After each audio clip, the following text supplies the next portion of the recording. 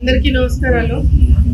ఈరోజు ఒకటో తారీఖు ఏం జరిగినా జరగకపోయినా ఏం వచ్చినా రాకపోయినా ఒకటో తారీఖు మాత్రము టైంకి మా పెన్షన్లు మాకు వస్తాయి, మా జీతాలు మాకు వస్తాయనే ఒక నమ్మకాన్ని ఈరోజు ఈ రాష్ట్రంలో మా ప్రభుత్వము ప్రజలందరికీ కూడా కలిగడం జరిగింది।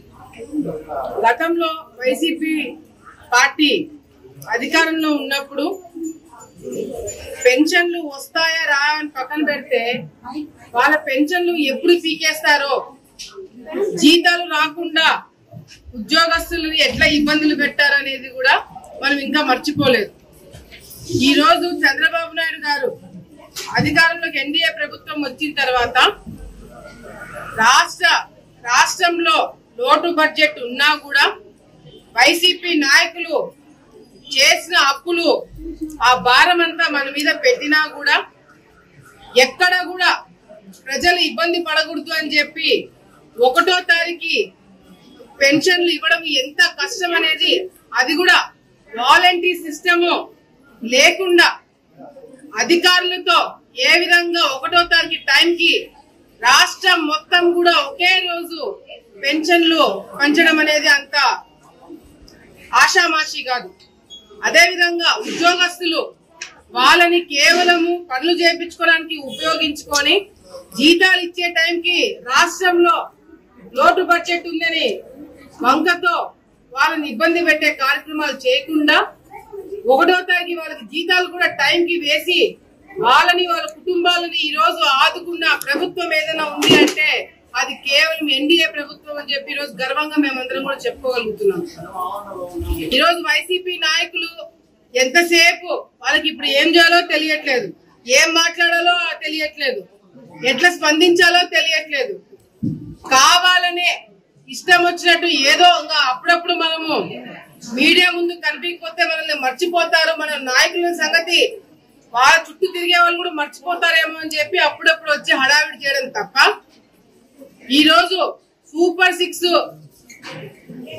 మీకన్నా ఎక్కువ నమ్మకము ప్రజలు ఈరోజు మా మీద పెట్టుకున్నారు కాబట్టే ఈరోజు మాకు ఇంత పెద్ద స్థాయిలో గెలిపించి మమ్మల్ని అధికారంలో కూర్చోబెట్టినారు। మీకు ప్రశ్నించే హక్కు కూడా లేకుండా మేం చేసింది కాదు, ప్రతిపక్ష హోదా ఇవ్వండి ఇవ్వండి ఇవ్వండి అని చెప్పి మొత్తుకుంటున్నారు। ప్రతిపక్ష హోదా ఇవ్వాల్సింది ఎవరండి? ఎక్కువ శాతము గెలిపించి సీట్లు ఇవ్వాల్సింది ఎవరండి? ప్రజలు చీగొట్టి అసహించుకొని మీకు ప్రతిపక్ష హోదా కూడా మీరు పనికిరారు, మా తరపున అంటే ప్రజల తరపున ప్రశ్నించే అవకాశం కూడా మీకు ఇవ్వమని చెప్పి ఈ రోజు మిమ్మల్ని ఒక సీదా సాదా ఎమ్మెల్యేలుగా మిమ్మల్ని అసెంబ్లీలో కూర్చోబెట్టినారు। ముఖ్యమంత్రి హోదా నుంచి మిమ్మల్ని కేవలం ఒక ఎమ్మెల్యే స్థాయిలో మిమ్మల్ని కూర్చోబెట్టినారంటే ప్రజలకి మీ మీద నమ్మకం పోయేలాగా మీరు చేసుకున్నారు। ఈరోజు బడ్జెట్ గురించి మాట్లాడుతున్నారు। ఏ రోజైనా ఈ 5 సంవత్సరాల్లో ఎప్పుడైనా వైసీపీ అధికారంలో ఉన్నప్పుడు ఏ రోజైనా బడ్జెట్ పెట్టినప్పుడు డిస్కషన్ ఎక్కడైనా జరిగిందా? ఎప్పుడైనా అసెంబ్లీలో తెలుగుదేశం పార్టీ నాయకులు మీరు మాట్లాడించినారా? బడ్జెట్ సమావేశాలు మమ్మల్ని పక్కన పెట్టి మీరు డిస్కషన్ మీ ఎమ్మెల్యేలు చేసినారా? ఏ రోజైనా క్వశ్చన్స్ వేసి పార్టీలో మీరు అధికారంలో ఉండినప్పుడు మీరే క్వశ్చన్లు వేసి మీ నియోజకవర్గంలో ఉన్న సమస్యలు మీరు ఎప్పుడైనా అసెంబ్లీలో చెప్పుకోగలిగినారా? ఆ అవకాశం జగన్ మాకు కాదు, మీకైనా ప్రతిపక్షంలో మీరు అధికారంలో ఉన్నప్పుడు మీకైనా ఇచ్చినాడా? లేదు। ఈ రోజు అధికారం పార్టీలో ఉండింది మేమే, ప్రతిపక్షం కూడా మేమే అయ్యి ఈ రోజు సభని నడిపించుకుంటున్నాం। ఎక్కడ కూడా వన్ సైడెడ్ గా ఉండకూడదు। నియోజకవర్గంలో ఉండే సమస్యలు కావచ్చు, జిల్లాలో ఉన్న సమస్యలు కావచ్చు, రాష్ట్రంలో ఉన్న సమస్యలు మనమే గొప్పలు చెప్పుకోవడం కాదు, ప్రతిపక్షం కూడా ఉండాలని చెప్పి మేమే ఈ రోజు ప్రతిపక్షం అయినాము। మేమే అధికారం పార్టీ, మేమే ప్రతిపక్షము। ఈ రోజు రాష్ట్రం గురించి గతంలో ఆలోచించింది మేమే, ఆలోచించబోయేది కూడా మేమే, పనులు గతంలో చేసింది మేమే, చేయబోయేది కూడా మేమే। మీరు కేవలం జస్ట్ అట్లా పక్కన నిల్చొని చూస్తూ ఉండండి. రాష్ట్రాన్ని ఏ విధంగా అభివృద్ధి బాటలో పరిగెత్తిస్తామో మేము చేసి చూపిస్తామని చెప్పి కూడా ఈ సందర్భంగా వైసీపీ నాయకులకి తెలియజేసుకుంటున్నాం. పాపం మొన్న జగన్మోహన్ రెడ్డి గారు ఆయన ఎమ్మెల్యేలను తీసుకుని వచ్చినాడు. ఎంతసేపు ఉండగలిగినాడు ఎమ్మెల్యేలు తీసుకొచ్చి? ఎమ్మెల్యేలు ఎమ్మెల్సీలు వచ్చి ఎంతసేపు అసెంబ్లీలో కూర్చోగలిగినారండి? అసలు బడ్జెట్ లో ఏం పెట్టినారు? గవర్నర్ గారు ఏం మాట్లాడుతున్నారు? ఆయన ఒక పేజీ చదివే లోపలనే అసెంబ్లీ మొత్తం అల్లా కల్లోలం చేసేసినారు. చించి బడ్జెట్ ఆయన చదివే సమావేశం చించేసి అసెంబ్లీలో వేసి వెళ్ళిపోతున్నాడు వైసీపీ నాయకులు, ఎమ్మెల్యేలు. అసలు వైసీపీ ఎమ్మెల్యేలు గెలుచుకున్న వాళ్ళు వాళ్ళ సమస్యలు వాళ్ళు చెప్పుకోవడానికి కూడా అవకాశం లేకుండా వాళ్ళ నాయకులే చేస్తున్నారు. ఇప్పుడు ఎమ్మెల్యేలుగా మేము గెలిచినాము, ఒకవేళ ప్రభుత్వం ఏదైనా పనులు చేసే విషయంలో లేట్ అవుతే ఈ రోజు మేము వెళ్ళి కొట్లాడగలుగుతున్నాం. మా పార్టీ అయినా మేమే వెళ్ళి కొట్లాడుకొని మా సమస్యలు చెప్పుకొని పనులు చేయించుకోగలుగుతున్నాం. వైసీపీ నాయకులు వాళ్ళ పరిస్థితి ఏంది? మీరు చేయరు, వాళ్ళని చేయనియరా? ఆ మాత్రం దానికి ఎందుకు మీరు పోటీగా నిలబడాలా? ఆ మాత్రం దానికి ఎందుకు మీకు ఎమ్మెల్యేలు కావాలా? ఆ మాత్రం దానికి ఎందుకు మీకు ప్రతిపక్ష హోదా కావాలా? ప్రతిపక్ష హోదా ఇస్తేనే వస్తాము అంటే ఇది అడగాల్సింది మమ్మల్ని కాదు, ప్రజలకు అడిగిపోండి.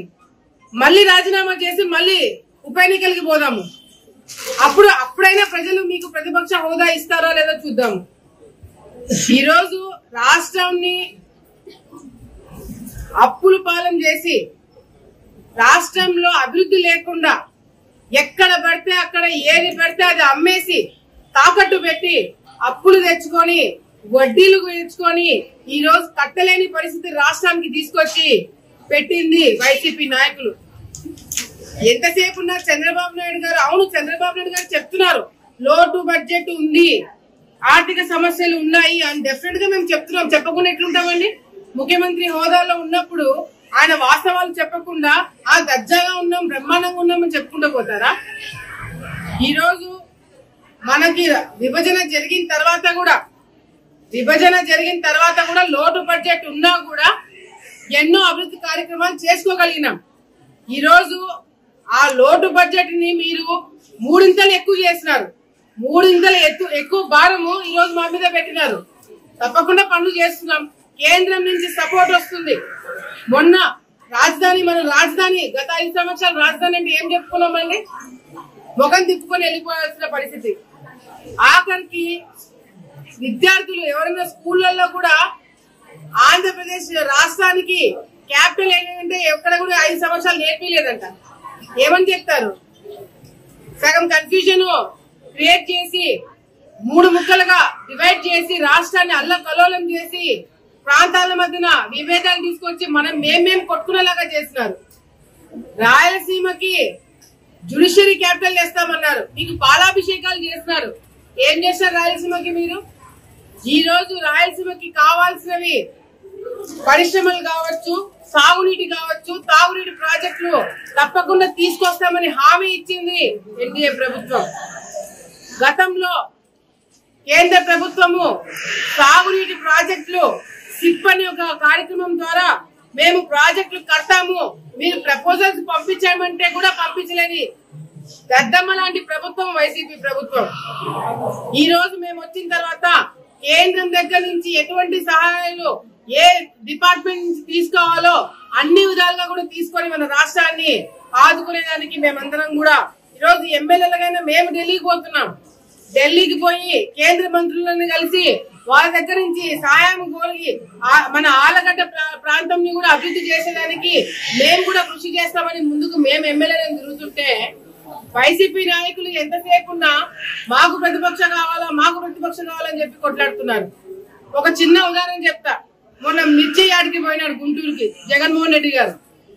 అసెంబ్లీకి వచ్చి మీరు ఇదే మిర్చి రైతులకు సంబంధించిన దానిల గురించి మీరు ధర్నా చేసింటే, దానిల గురించి గవర్నర్ ముందర మీరు ఏదైనా మాట్లాడింటే మీకు అంతో కొంత మర్యాద ఉండేది. కూడా మీకోసం మీరు వాడుకున్నారే తప్ప ప్రజల గురించి మీరు మాట్లాడలేకపోయినారు. మిర్చి యాడికి పోయి 1 రోజు 2 రోజుల ముందు మిర్చి యాడికి పోయి రైతు సమస్యల గురించి మాట్లాడిన జగన్మోహన్ రెడ్డి గారు అసెంబ్లీకి రాగానే మిర్చి రైతులకు సంబంధించిన సమస్యల గురించి కాకుండా ఆయన గురించి ఆయన ఎందుకు అడిగినాడు అనేది ఈ రోజు మేమందరం కూడా ప్రజల తరపు నుంచి ఆయన ప్రశ్నిస్తున్నాం. దానికి సమాధానం వైసీపీ నాయకులు చెప్పగలుగుతారా? ఈ రోజు ఇసుక దగ్గర నుంచి చెప్పిన సూపర్ 6 పథకాల దగ్గర నుంచి రాబోయే పెద్ద ప్రాజెక్టుల వరకు అన్ని కూడా ఎన్డీఏ ప్రభుత్వం చేయబోతున్నారు. ఏదైతే తల్లికి వందనం స్కీము తొందరలోనే మొదలవ్వబోతుంది. ఆల్రెడీ గ్యాస్ సిలిండర్లు ఏవైతే హామీ ఇచ్చినామో 2 ఆల్రెడీ ఇవ్వడం జరిగింది. మరి 1 ఆల్రెడీ ఇవ్వడం జరిగింది, 2ది ఇస్తాము. మళ్ళీ ఈ సంవత్సరంకి 3 సిలిండర్లు చేతికి రావడం జరుగుతుంది. అట్లా చెప్పినవన్నీ ఒకటి చేసుకుంటూ వస్తున్నాం. ఏది చేయలేకపోతున్నాం అండి. సంవత్సరంలో దాదాపుగా 3-4 హామీలు నెరవేర్చినాము. ఇంకా ఉండేది 2-3 మిగిలిపోయినాయి. అవి కూడా చేస్తున్నాము. జాబ్ మేళ ప్రతి మంత్ అన్ని నియోజకవర్గాల్లో పెడుతున్నారు. ఏ పని చేయకుండా పక్కన పెట్టేసినారు తెలుగుదేశం పార్టీ గాని ఎన్డీఏ ప్రభుత్వం గాని అని చెప్పి ఈ రోజు మేము డిబేట్లకి అడిగితే మీరు రాగలుగుతున్నారా? మేము సిద్ధము.